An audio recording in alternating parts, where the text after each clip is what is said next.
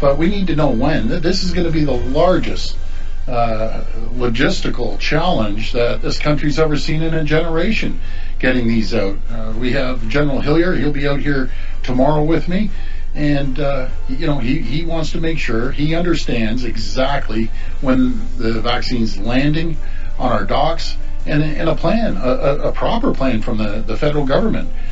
This is the Arlene Bynon Show on Canada Talks. And welcome back. I am Arlene Bynon, and that is the Premier of Ontario, Doug Ford. You can hear it. We need a plan, kind of a little bit of a pivot for Doug Ford over to the responsibility of our federal government. And we don't blame him. We want to know, when do we get the vaccine if we're not getting it in a timely way like other countries? Why? Is it just because we can't produce vaccines? Well, is that the case with all other countries? Or were we late putting our money down? Joining us is Dr. Raywat Deonandan. He's an epidemiologist, associate professor at the University of Ottawa. Doctor, welcome. Good morning. Good morning.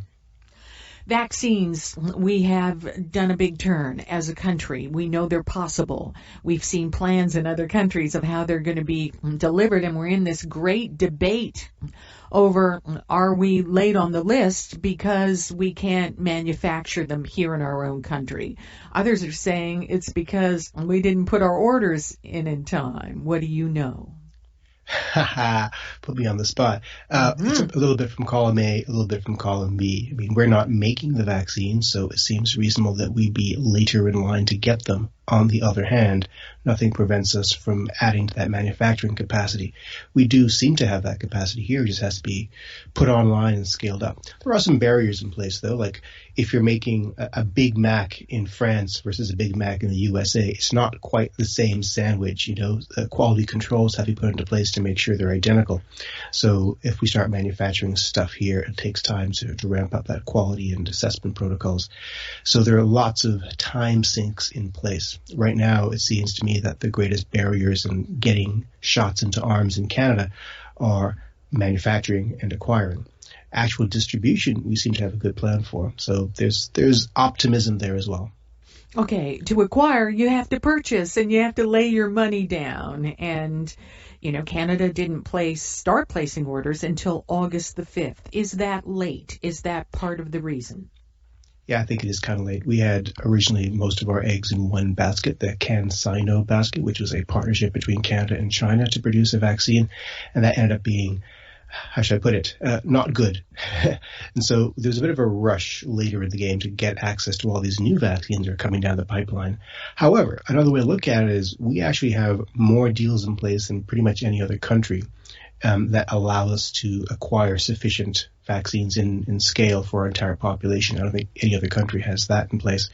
But it's a hodgepodge collection of deals with a variety of manufacturers, and not all of them are going to put out. For example, the AstraZeneca one seems to be delayed due to some clinical trials issues.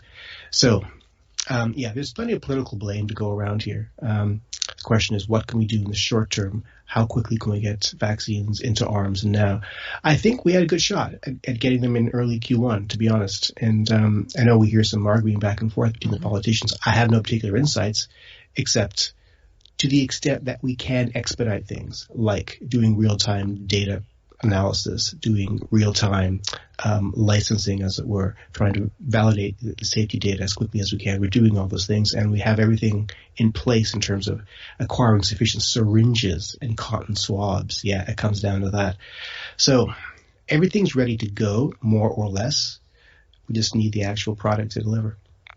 We do, and it is political, and it should be political. We've lamented and argued and debated so many times since this virus is, what is scientific and what is political. Well, here we are. That's what politicians are supposed to do, bring us these things. I want to ask you very quickly while we have you, though. It seems everywhere we look, Doctor, I don't have to tell you, these numbers are going up as promised. In the province of Ontario, yesterday they put out new projections, And I mean, at the bottom of it, it said there's a potential of 9,000 a day in the new year. Is that real, or are these projections? I think that was a 5% increase. Is that plausible, or how should we take this?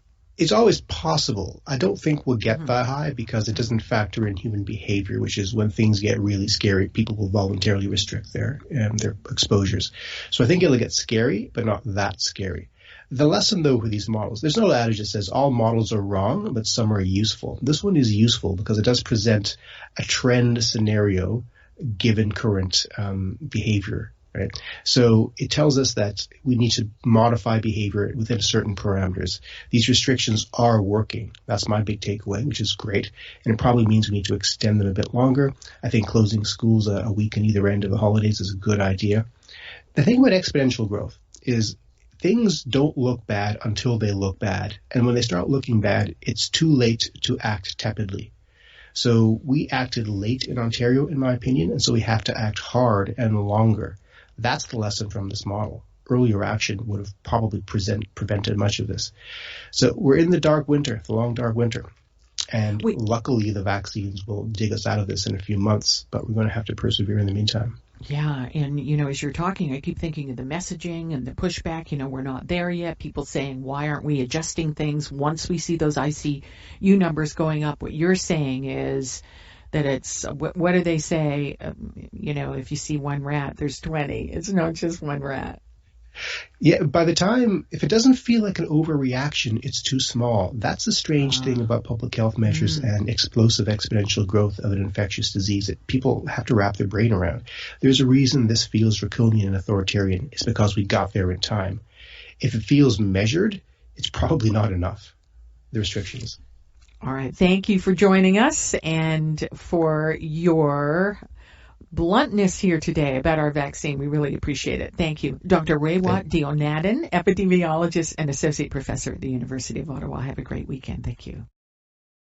This is the Arlene Bynon Show on Canada Talks. The vaccine for